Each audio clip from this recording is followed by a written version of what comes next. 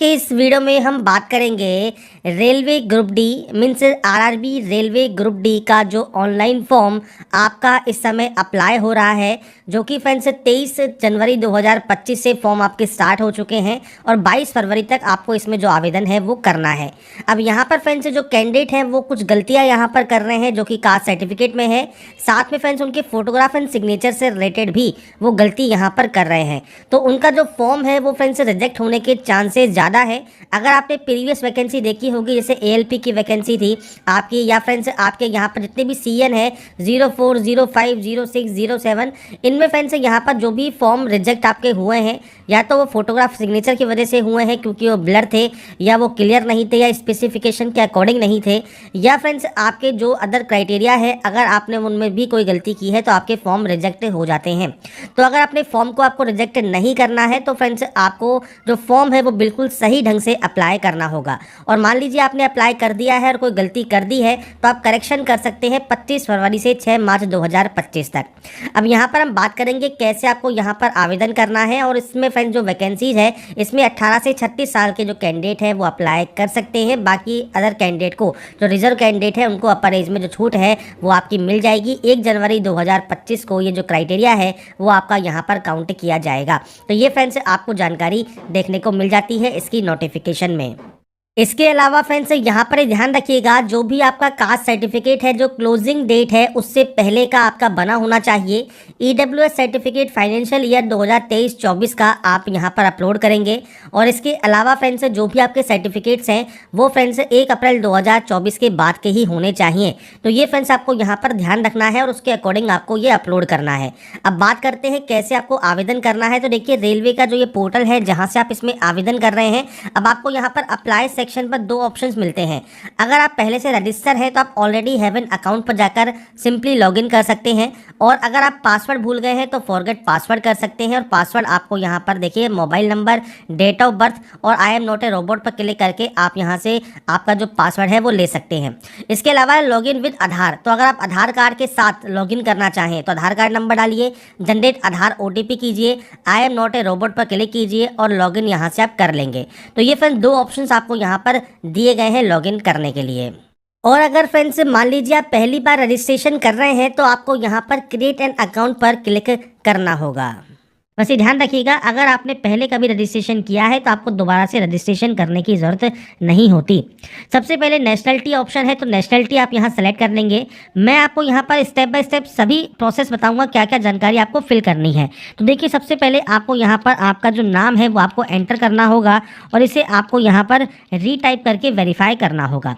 अगर आपने कभी अपना नाम चेंज किया है तो आप यस कर सकते हैं। अब आपसे कहता है कोई भी गैजेट नोटिफिकेशन या उसके रिलेवेंट लीगल डॉक्यूमेंटेशन जो कि आपके नाम चेंजिंग की है वो आपके पास होनी चाहिए टाइम ऑफ डीवी, मतलब डॉक्यूमेंट वेरिफिकेशन के समय। अगर आपका फ्रेंड्स नया नाम आपका जो भी है वो आप यहाँ पर दे सकते हैं, नहीं है तो आप सिंपली नो कर देंगे। इसके बाद है डेट ऑफ बर्थ, तो आपकी 10th की मार्कशीट के अकॉर्डिंग आपको आपका जो डेट ऑफ बर्थ है वो आपको यहाँ पर एंटर करना है, डेट, मंथ एंड ईयर। इसके बाद यहाँ पर आपको इसे रीटाइप करना होगा, तो आपको यहाँ पर इसको सिंपली रीटाइप कर देना है। नेक्स्ट ऑप्शन मिलेगा आपको जेंडर का, जेंडर सेलेक्ट कीजिए। और इसके बाद नेक्स्ट ऑप्शन है आपके फादर नेम का, तो आपका जो भी फादर नेम है वो आपको यहाँ पर एंटर करना है। मैं यहाँ पर डाटा जो है वो सिर्फ सैंपल के तौर पर शो कर रहा हूँ, आपका एक्चुअल डाटा आपको यहाँ पर देना है। इसके बाद मदर नेम आप यहाँ पर एंटर करेंगे, और इसके बाद फ्रेंड्स यहाँ पर आपको जानकारी जो प्रोवाइड करनी है वो प्रोवाइड करनी है आपके कॉन्टैक्ट डिटेल्स की। तो फ्रेंड्स यहाँ पर देखिए 2 ऑप्शंस है, मेल आईडी और मोबाइल नंबर का। आपके पास जो भी active and valid mail ID है और मोबाइल नंबर है वो आप यहाँ पर एंटर कीजिए। इसके बाद जनरेट ईमेल ओटीपी या जनरेट मोबाइल ओटीपी कीजिए। आपके पास एक ओटीपी आएगी, वो ओटीपी आपको सिंपली यहाँ पर टाइप करना है। ओटीपी आने के बाद आपके पास नीचे ऑप्शन मिलेगा आधार वेरिफिकेशन का, तो यहाँ पर है please enter your Aadhaar card number या वीआईडी नंबर, मतलब वर्चुअल आईडी नंबर। तो फ्रेंड्स अगर आपने 2024 में रजिस्ट्रेशन किया था तो उस समय ये मैंडेटरी नहीं था, पर अब यहाँ पर जो है मैंडेटरी कर दिया गया है। तो अगर आप न्यू कैंडिडेट हैं तो आपको आधार कार्ड से रजिस्ट्रेशन कर लेना है, और अगर आप पहले से रजिस्टर है तो आप लॉगिन करेंगे तो आपको सेम ऐसा ही ऑप्शन यहाँ पर मिलेगा। अगर आपके पास आधार कार्ड नहीं है तो देखिए यहाँ पर ऑप्शन तो दिया गया है I do not have Aadhaar card पर आपसे कहा गया है candidate are advised to do Aadhaar verification for smooth entry at the exam centre. तो ये फ्रेंड्स आपको यहाँ पर डाटा कही गई है। अगर आपके आधार कार्ड में कोई भी गलती है किसी भी तरह की, तो फ्रेंड्स उसको आप सही करवा लें आधार सेंटर पर जाकर। तो आधार कार्ड नंबर दीजिए, जनरेट आधार OTP कीजिए। आपके आधार कार्ड पर जो भी मोबाइल नंबर रजिस्टर है उस पर एक OTP आएगी, वो OTP आपको यहाँ पर एंटर करना है। और उसके बाद यहाँ पर आपको देखिए वेरीफाई का ऑप्शन मिलता है, आप यहाँ से वेरीफाई जो है डाटा को कर लेंगे। इसके बाद आपको यहाँ से इसे डिक्लेयर करना होगा। इसके बाद है क्रिएट योर पासवर्ड। अब पासवर्ड कैसा होना चाहिए, तो इसके लिए फ्रेंड्स आपको यहाँ पर देखिए जो पासवर्ड क्रिएट करना है इसमें आपसे कहा गया है capital letter, small letter, special character और आपके नंबर्स आपके पासवर्ड में होने चाहिए। तो इसके लिए फ्रेंड्स देखिए मैं आपके सामने यहाँ पर एक जो सैंपल है वो आपके सामने यहाँ पर शो कर देता हूँ। तो आप यहाँ पर देख रहे होंगे आपके सामने यहाँ पर जो पासवर्ड है जिसमें हमने यहाँ पर कैपिटल लेटर भी यूज़ किया है, जैसे कहा गया है कैपिटल लेटर। इसके बाद कहा गया है स्मॉल लेटर्स, तो हमने स्मॉल लेटर्स भी यूज़ कर लिए। स्पेशल कैरेक्टर, तो हमने स्पेशल कैरेक्टर भी यूज़ कर लिया। आप @ आप कुछ भी यूज़ कर सकते हैं। इसके बाद फ्रेंड्स आपको यहाँ पर कहा गया है नंबर्स, तो हमने यहाँ पर नंबर्स भी यूज़ कर लिए। तो कुछ इस तरह से पासवर्ड आप यहाँ बनाएंगे। पासवर्ड बनाने के बाद आप आई एम नॉट ए रोबोट पर क्लिक करेंगे और उसके बाद आपको फ्रेंड्स यहाँ पर जो भी इमेजेस दिखती है तो आप उसको यहाँ पर सॉल्व कर सकते हैं। और इमेजेस यहाँ पर सॉल्व करने के बाद आपको इसे वेरीफाई कर लेना होगा। और यहाँ पर फ्रेंड्स आप जैसे ही इसे वेरीफाई करते हैं आपको मिलता है preview and create an account का ऑप्शन। मतलब आपने जो भी जानकारी फिल की है उसका प्रीव्यू चेक कर लें और उसके बाद क्रिएट एन अकाउंट आप यहाँ से कर लेंगे। आपका जो रजिस्ट्रेशन है या अकाउंट है वो आपका क्रिएट हो जाएगा। तो यहाँ पर फ्रेंड्स आपका देखिए जो अकाउंट है वो क्रिएट हो जाता है। इसके बाद अप्लाई सेक्शन पर आप जाएंगे, ऑलरेडी हैव एन अकाउंट वाले सेक्शन पर आपको जाना होगा और इसके बाद आपका मोबाइल नंबर या मेल आईडी, आपका जो पासवर्ड है और जो ये friends I am not a robot का ऑप्शन है इसमें भी सेम आपको यहाँ पर देखिए इस तरह का अगर जो सिक्योरिटी पिन मिलता है आप इसे सेलेक्ट करके नेक्स्ट स्टेप पर क्लिक करके इसे वेरीफाई कर लेंगे। और इसके बाद फ्रेंड्स आप यहाँ से सिंपली जो है लॉगिन कर सकते हैं अप्लाई करने के लिए। इसके बाद फ्रेंड्स आपका देखिए जो डैशबोर्ड है ये ओपन हो जाएगा और डैशबोर्ड ओपन होने के बाद सबसे पहले आपको ऑनलाइन एप्लीकेशन फॉर्म का ऑप्शन मिलेगा, जहां पर देखिए आपको CN08/2024 का ऑप्शन मिल जाता है, जहां पर ओपनिंग डेट क्लोजिंग डेट आपको दी गई है। और उसके बाद यहाँ पर फ्रेंड्स आपके अकॉर्डिंग आप इनमें से जिस भी RRB के लिए आवेदन करना चाहते हैं वो आप सेलेक्ट कर सकते हैं। RRB सेलेक्ट करने के बाद आई एम नॉट करंटली डिबेट पर आप क्लिक करेंगे और इसके बाद नेक्स्ट स्टेप पर क्लिक कर देंगे सिंपली अप्लाई करने के लिए। इसके बाद फ्रेंड्स यहाँ पर देखिए अब आपके सामने जो आपका डैशबोर्ड है ये ओपन हो जाएगा, मतलब जो फॉर्म है वो आपका स्टार्ट हो जाएगा।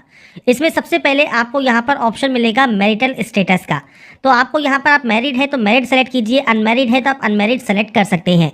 अगर आपने देखिए पहले कोई फॉर्म अप्लाई किया हुआ है तो आपको जानकारी ऑटोमेटिक फिलअप मिलेगी। अगर आपने कोई भी फॉर्म अप्लाई नहीं किया हुआ है तो आपको मैनुअली यहाँ पर एंट्री करनी है। जैसे आप यहाँ पर रिलीजन सेलेक्ट करेंगे, आपकी जो मदर टंग है वो आपको यहाँ से लैंग्वेज दी गई है आप उसे सेलेक्ट कर सकते हैं।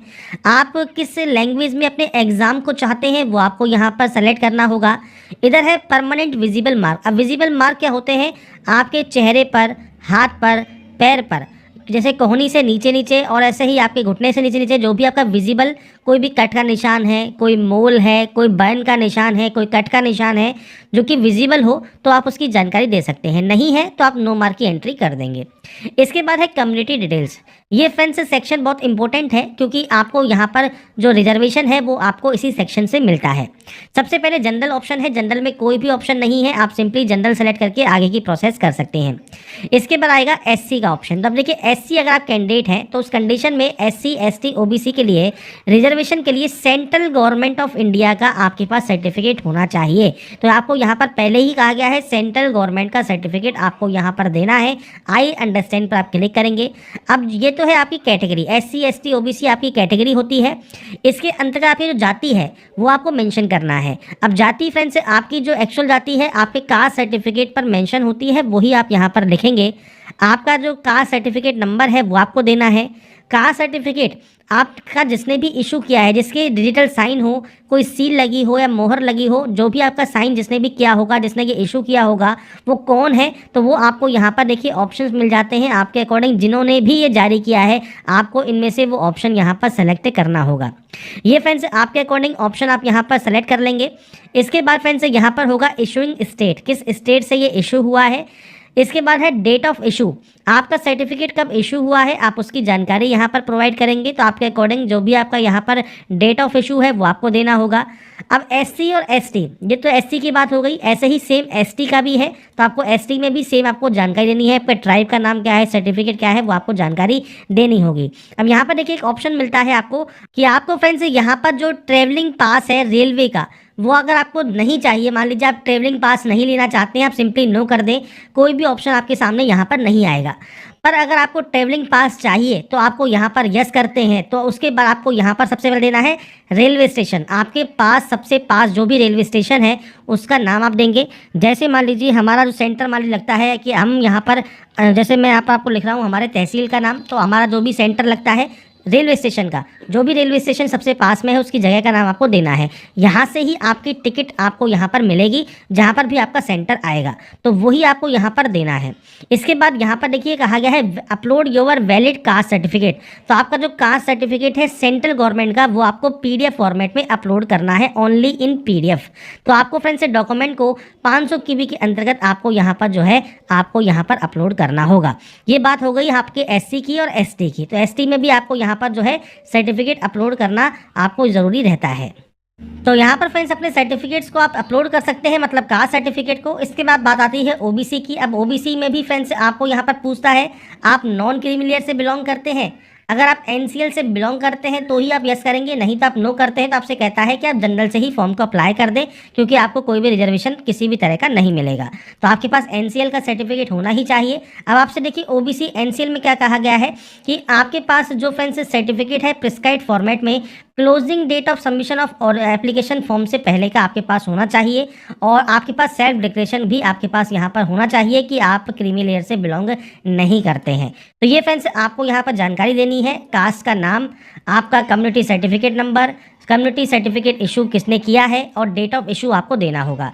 जितने भी सर्टिफिकेट्स फ्रेंड्स आते हैं, जो भी आपका सर्टिफिकेट है, उनकी सब परफॉर्मा आपको फ्रेंड्स RRB अप्लाई जहाँ से आपने लॉगिन किया है उसके होम पेज पर या डैशबोर्ड पर ही आपको देखने को मिल जाते हैं। वहाँ से आप चेक कर सकते हैं, सभी फॉर्मेट आपको इसके ऑफिशियल डैशबोर्ड पर ही मिल जाएंगे। या आप नोटिफिकेशन को भी देखेंगे तो उसमें सबसे लास्ट में आपको फ्रेंड्स वैकेंसीज के पहले आपको यही जानकारी दी गई है।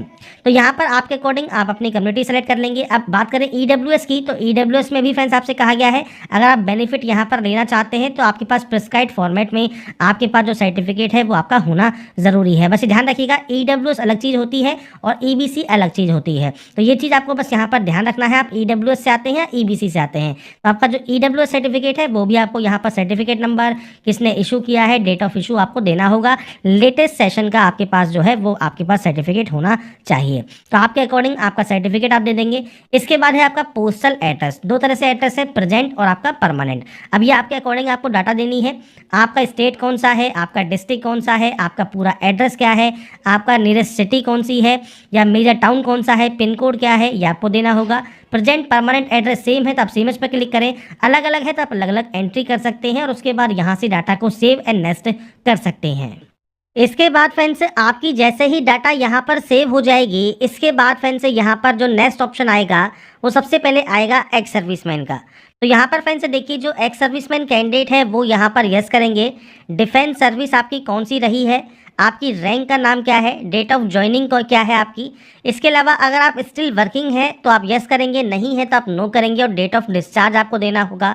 रीज़न क्या है डिस्चार्ज का वो आपको जानकारी प्रोवाइड करनी है, आपके डिस्चार्ज सर्टिफिकेट नंबर। अगर आपने री एम्प्लॉयमेंट लिया है एज ए एक्स सर्विसमैन तो आप यस कर सकते हैं, नहीं लिया है तो आप यहाँ पर नो करेंगे। अगर आप एक्स सर्विसमैन नहीं है तो सिंपली नो कर दीजिए। PH कैटेगरी में अगर आप आते हैं तो यस कर सकते हैं। डिसेबिलिटी कैटेगरी इनमें से कौन सी है, सब कैटेगरी कौन सी है वो आपको देना होगा। जब आप इनमें से सेलेक्ट करेंगे तो ही आपको यहाँ पर ऑप्शन देखने को मिलेगा। इसके बाद परसेंटेज ऑफ डिसेबिलिटी क्या है, नेचर ऑफ डिसेबिलिटी परमानेंट है, टेम्परेरी है, PH सर्टिफिकेट नंबर क्या है।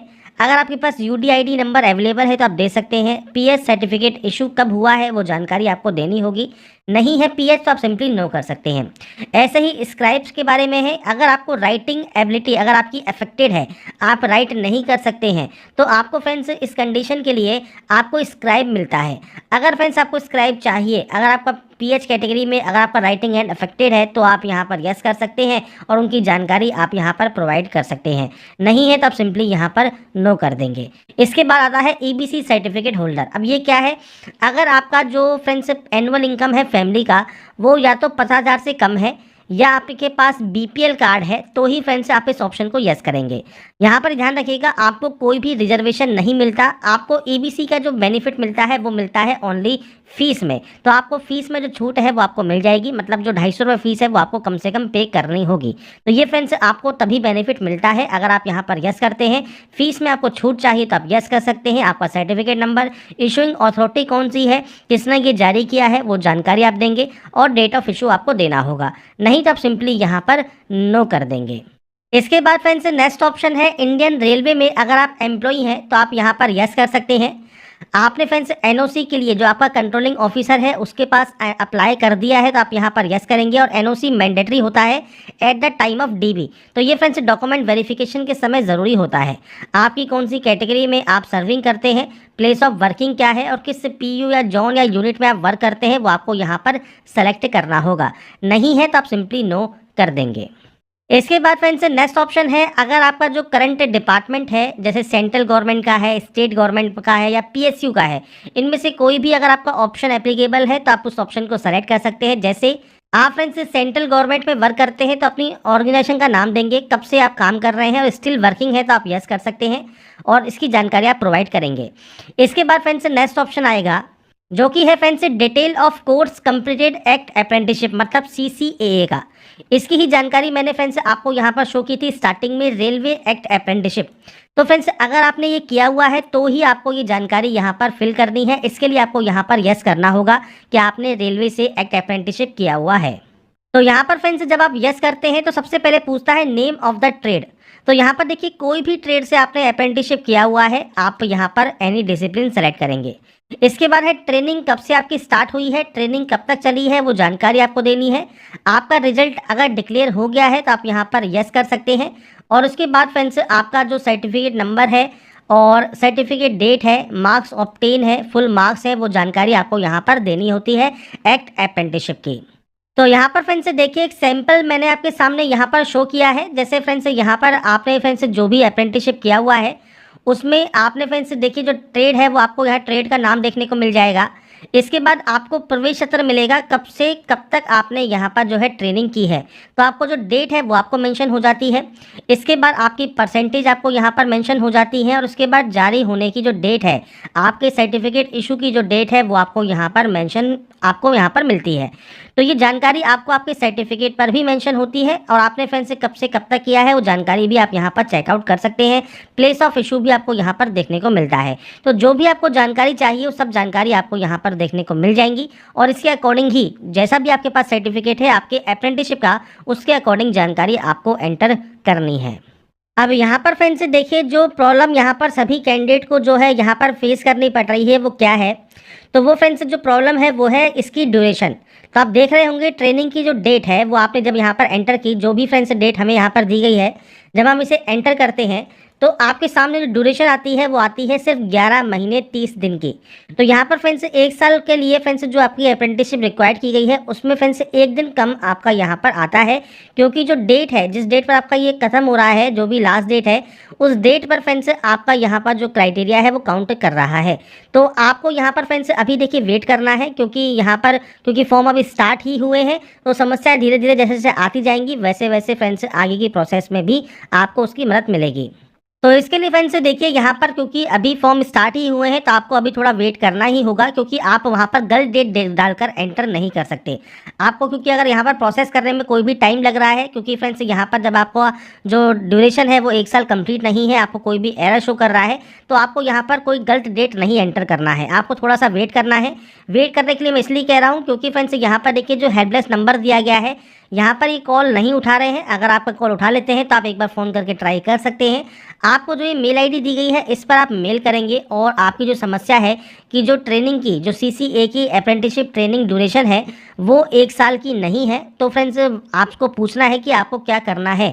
तो वो फ्रेंड्स हो सकता है पोर्टल को जल्दी से सही कर दें और जो आपकी जो कट ऑफ डेट है उस डेट पर ये आपका जो ट्रेनिंग शेड्यूल है वो काउंट किया जाए। इसके बाद आपका यहाँ पर जो ड्यूरेशन है वो 1 दिन ऑटोमेटिक आ जाएगा, मतलब 1/8/2022 भी अगर वो काउंट करते हैं तो ये ऑटोमेटिक यहाँ पर हो जाएगा जो है 1 साल का। उसके बाद ही आप इसमें सबमिट कर पाएंगे। क्योंकि मैं आपको प्रोसेस बता रहा हूँ तो आपको जो फॉर्म है वो इसी तरह से भरना होगा।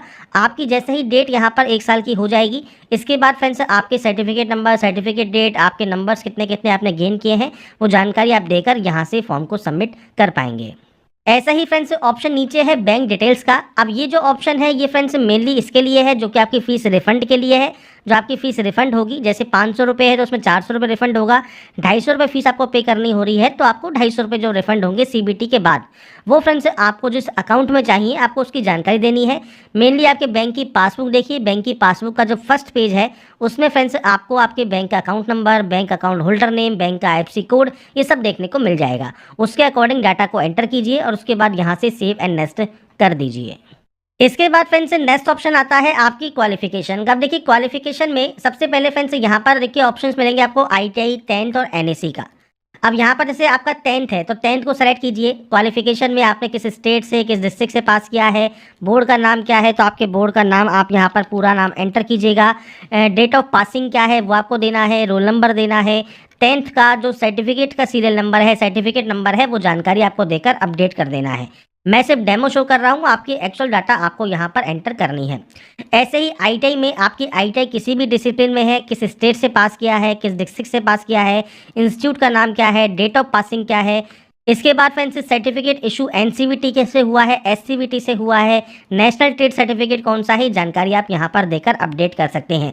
अब इस पोस्ट के लिए केवल 10वीं क्लास पास आउट कैंडिडेट भी एलिजिबल है। आईटीआई किया हुआ है तो आईटीआई भी एलिजिबल है और आपने एनईसी भी किया हुआ है तो आप ट्रेड में एनी डिसिप्लिन सेलेक्ट करेंगे। इसके बाद सेम आपने किस स्टेट से इसको पास किया है वो जानकारी फ्रेंड्स आपको यहाँ पर देनी है। इसके बाद फ्रेंड्स आपने यहाँ पर इसको फ्रेंड्स किस डिस्ट्रिक्ट से पास किया है, आपके इंस्टीट्यूट का नाम क्या है जहाँ से आपने एनएसी किया हुआ है तो आपको इंस्टीट्यूट का नाम भी देखने को मिल जाएगा।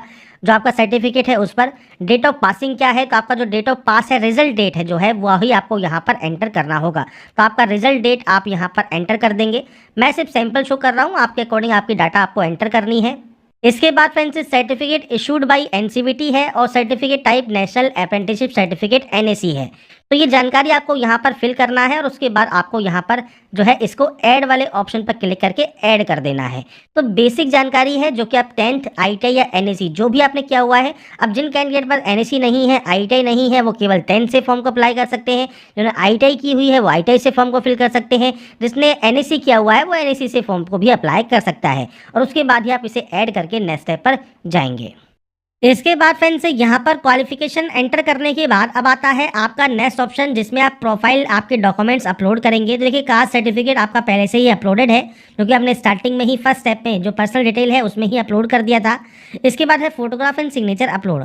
अब ये कैसे आपको अपलोड करना है तो देखिए सैंपल ऑफ फ्यू रिजेक्टेबल फोटोज आपको दी गई हैं। कौन कौन सी फोटोज आपकी यहाँ पर रिजेक्ट हो सकती हैं उसकी जानकारी आपको यहाँ पर देखने को मिल जाएगी। तो आपको फ्रेंड्स सिंपल फोटो आपकी यहाँ पर अपलोड यहाँ पर आपको करनी है। तो इसके लिए फ्रेंड्स आप ब्राउज पर क्लिक करेंगे, फाइल को सेलेक्ट करेंगे और अपने फोटोग्राफ एंड सिग्नेचर को अपलोड कर देंगे। अब देखिए सिग्नेचर फोटो को अपलोड करने में सबसे इंपॉर्टेंट जो आपको बात याद रखनी है वो रखना है आपको पिक्सल। जैसे यहाँ पर आपको देखिए हाइट दी गई है 320 और विड्थ दी गई है 240। सिग्नेचर के लिए 60 पिक्सल हाइट है, 140 पिक्सल विड्थ है। तो ये आपको यहाँ पर ध्यान रखना है और उसके बाद ध्यान रखना है साइज़ का। तो 50 से 100 KB साइज़ है फोटोग्राफ का और 30 से 50 KB साइज़ है आपके सिग्नेचर का। तो अब कैसे इसको रिसाइज कर सकते हैं, कैसे साइज को मेंटेन कर सकते हैं और अपलोड कर सकते हैं, अब इसके बारे में बात कर लेते हैं। तो सबसे पहले आपको आना होगा imresizer.com की ऑफिशियल वेबसाइट पर। तो फ्रेंड्स आप गूगल पर imresizer लिख सकते हैं। imresizer लिखने के बाद आपके सामने कुछ इस तरह का इंटरफेस आ जाएगा जहां से अपलोड इमेजेस पर आप क्लिक करेंगे। तो यहाँ पर फ्रेंड्स फोटोग्राफ को यहाँ पर लेने के बाद मैंने सिर्फ डेमो आपके सामने शो कर रहा हूँ, आपकी एक्चुअल फोटो डाटा आपको सब यहाँ पर जानकारी लेनी है।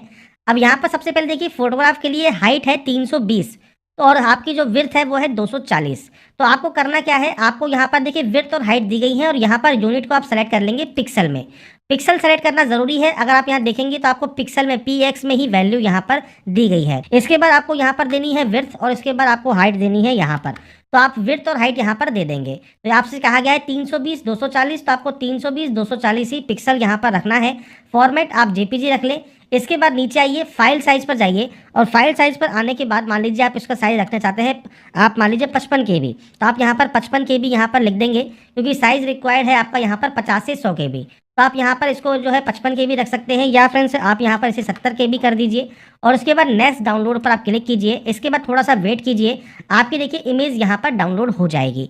इमेज जब आपकी यहाँ पर डाउनलोड हो जाती है, इसके बाद आपको फ्रेंड्स ऐसे ही जो सिग्नेचर है वो भी आपको अपलोड करना है। तो सबसे पहले यूनिट पर जाइए, पिक्सल को सेलेक्ट कीजिए। पिक्सल सेलेक्ट करने के बाद आपको विड्थ और हाइट देनी है। विड्थ और हाइट कितनी है आपकी फ्रेंड्स, हाइट है आपकी 60 की और विड्थ है 140। तो यहाँ पर फ्रेंड्स आपको विड्थ एंटर कर देना है और आपको उसके बाद आपकी जो हाइट है साइन की वो आपको यहाँ पर एंटर करना है, जेपीजी रखना है। और यहाँ पर भी आप साइज जो है वो रख सकते हैं, मान लीजिए 50 KB रख दिया और नेक्स्ट डाउनलोड पर क्लिक कर दिया, आपकी जो फाइल है वो डाउनलोड हो जाएगी। अब यहाँ पर आप ध्यान रखेंगे कि देखिए यहाँ पर जो फोटोग्राफ है उसका साइज तो ठीक है, पर सिग्नेचर का साइज कम हो गया, मतलब 4.6 KB में ही ये ओनली डाउनलोड हुआ। क्योंकि फ्रेंड जो साइज मांगा है, जो पिक्सल मांगा है, वो सिर्फ 140 और 60 पिक्सल ही यहाँ पर रिक्वायर्ड किया गया है। तो इस वैल्यू में जैसे ही आप कन्वर्ट करते हैं, फाइल का जो साइज है जो कि रिक्वायर्ड है 30 से 50 KB, वो फ्रेंड्स घटकर ओनली 4 या 5 KB ही हो जाता है। तो इसके लिए फ्रेंड्स आपको देखिए एक और वेबसाइट यहाँ पर ओपन करनी होगी, PI7 इमेज टूल। इसमें फ्रेंड्स एक ऑप्शन मिलेगा आपको, कंप्रेस इमेज टू 50 KB। तो यहाँ पर फ्रेंड्स आपको जो साइज रखना है वो आपका 30 से 50 KB के बीच में ही रखना है। तो आप यहाँ पर देखिए जो भी साइज चाहते हैं, जैसे मान लीजिए आप चाहते हैं यहाँ पर इसका साइज हो जाए 40 KB, तो आप 40 यहाँ लिख दीजिए। कंप्रेस वाले ऑप्शन पर क्लिक कीजिए। अब आपका जो सिग्नेचर है वो फ्रेंड्स आपका देखिए कंप्रेस हो जाएगा 38 KB में और उसे आप यहाँ से डाउनलोड कर लेंगे। जब ये डाउनलोड हो जाएगा 38 KB में, इसके बाद फ्रेंड्स आप अपना जो फोटोग्राफ एंड सिग्नेचर है वो यहाँ पर आप आराम से अपलोड कर पाएंगे। तो मैंने यहाँ पर जो प्रोसेस है वो आपको बता दी है, कैसे फ्रेंड्स आप अपने साइज को जो है रिसाइज कर सकते हैं, पिक्सल में चेंज कर सकते हैं, और कैसे फ्रेंड्स आप यहाँ पर इसका जो साइज है वो भी आप चेंज कर सकते हैं। दोनों ही वेबसाइट मैंने आपको शो कर दी हैं। आप वहाँ से अपने फोटोग्राफ एंड सिग्नेचर का जो साइज है वो आप चेंज कर लें और उसके बाद ब्राउज पर क्लिक करें और इसके बाद फ्रेंड्स यहाँ पर देखिए अपलोड कर दें। तो आपको यहाँ पर आपका जो प्रीव्यू है वो आपको देखने को मिल जाएगा। ऐसे ही आपको आपका जो सिग्नेचर है वो अपलोड करना है। अभी मैंने आपका जो फाइल नेम है वो चेंज नहीं किया है, अपना फाइल नेम जो है वो चेंज ज़रूर कर लें। इसका नाम फोटोग्राफ और इसका नाम सिग्नेचर रख दें और उसके बाद ही आप सेव एंड नेक्स्ट यहाँ से डाटा को करेंगे। इसके बाद फ्रेंड्स नेक्स्ट ऑप्शन जो आता है वो आता है आपके फ्रेंड्स एलिजिबल पोस्ट जॉन या PU का, जिसमें आप अप्लाई करना चाहते हैं। तो यहाँ पर फ्रेंड्स आपको देखिए मिल जाते हैं ऑप्शंस। तो आप यहाँ पर पोस्ट देख रहे होंगे, आपके अकॉर्डिंग आप जिस भी पोस्ट को सबसे पहले प्रेफरेंस यहाँ पर देना चाहते हैं, आपको उस ऑप्शन पर टिक करना है प्लस वाले साइन पर, वो आप ऑप्शन आपका यहाँ पर आ जाएगा। ऐसे ही आप मान लीजिए किसी और पोस्ट को यहाँ पर प्रेफरेंस देना चाहते हैं, इसके बाद आप इस तरह से यहाँ पर फ्रेंड्स आपकी जो प्रेफरेंस है वो आप ऑटोमेटिक यहाँ पर दे सकते हैं। तो आपको फ्रेंड्स जितनी प्रेफरेंस देनी है आप चाहे तो सभी में प्रेफरेंस दे सकते हैं। तो ये फ्रेंड्स एलिजिबल पोस्ट ऑटोमेटिक आती है, जो भी जानकारी आपने अभी तक फिल की है उसके अकॉर्डिंग। इसके बाद फ्रेंड्स आप नीचे आते हैं, यहाँ पर आई हैव एक्सरसाइज पर क्लिक करते हैं, आई हेयर बाय डिक्लेयर पर क्लिक करते हैं, प्लेस का नाम मेंशन करते हैं, मतलब अभी आप जहाँ से इस फॉर्म को अप्लाई कर रहे हैं उस जगह का नाम आप यहाँ पर एंटर करेंगे। और इसके बाद फ्रेंड्स आपको यहाँ पर जो ऑप्शन मिलता है वो मिलता है सेव का, आप इसे यहाँ से सेव करेंगे और पोस्ट प्रेफरेंस सेव होने के बाद प्रीव्यू एप्लीकेशन कर लेंगे। प्रीव्यू एप्लीकेशन करने के बाद फ्रेंड्स अगर आपको लगता है कोई भी गलती हो गई है किसी भी स्टेप में, तो फ्रेंड्स आपको देखिए एडिट का ऑप्शन यहाँ पर मिल जाएगा। अगर कोई भी गलती नहीं है, सभी ऑप्शंस बिल्कुल सही हैं, तो आप आई हैव रीचेक पर क्लिक करेंगे और उसके बाद दिए गए सबमिट वाले ऑप्शन पर क्लिक कर देंगे फॉर्म को सबमिट करने के लिए। जब आपका फॉर्म यहाँ पर सबमिट हो जाएगा, इसके बाद फ्रेंड्स नेक्स्ट ऑप्शन आएगा आपके पेमेंट का। तो फ्रेंड्स पेमेंट करने के लिए आपको फ्रेंड्स यहाँ पर देखिए ऑप्शन मिलता है पे विद SBI ई-पे का। आपका जो अमाउंट है जो आपको पे करना है वो 250 रुपये है। अगर आप यहाँ पर जनरल OBC EWS कैंडिडेट है तो 500 रुपये आपको शो करेगा। आप पे विद SBI ई-पे पर क्लिक करेंगे। इसके बाद फ्रेंड्स मल्टीपल ऑप्शंस हैं, आप चाहे तो कार्ड का यूज़ कर सकते हैं, अपने कार्ड डिटेल्स को फिल करके पे नाउ कर दीजिए। नेट बैंकिंग यूज़र है SBI के या किसी अदर बैंक के तो वो आप सेलेक्ट कर सकते हैं। UPI से करना चाहे, मान लीजिए आप QR कोड स्कैन करना चाहें तो आप QR पर क्लिक करके पे नाउ पर क्लिक करेंगे। और इसके बाद फ्रेंड्स आप इस क्यूआर कोड को स्कैन करके आपका फ्रेंड्स जो ऑनलाइन पेमेंट है इस फॉर्म को अप्लाई करने का वो आप कर सकते हैं। जैसे ही पेमेंट वेरीफाई होगा आपका जो फॉर्म है वो फाइनली सबमिट हो जाएगा और आप अपना प्रिंट आउट सेव करके अपने पास रख पाएंगे। तो यहाँ पर फ्रेंड्स देखिए जो भी इंपॉर्टेंट पॉइंट्स थे वो मैंने सब आपको यहाँ बता दिए हैं। Railway recruitment board RRB group D online form fill up 2025 आप कैसे कर सकते हैं, इसके स्टेप बाय स्टेप मैंने आपको सारी जानकारी प्रोवाइड कर दी है। कास्ट सर्टिफिकेट और आपका फ्रेंड्स यहाँ पर जो फोटोग्राफ एंड सिग्नेचर है वो बिल्कुल सही से अपलोड करें, कोई भी दिक्कत आपको नहीं होनी चाहिए, क्योंकि फ्रेंड्स आपका अगर फॉर्म रिजेक्ट होता है तो आपका जो चांस है अप्लाई करने का वो आपका चला जाएगा। तो इसलिए फ्रेंड्स यहाँ पर इस वैकेंसी के फॉर्म को अप्लाई आप यहाँ पर ध्यान से करेंगे। और अगर आपने मान लीजिए कोई गलती कर भी दी है तो फ्रेंड्स आप 25 फरवरी 2025 से जो मॉडिफिकेशन विंडो है वो ओपन करके आप उसमें एडिट भी कर पाएंगे। तो यहाँ पर जो भी जानकारी मैंने आपको प्रोवाइड की है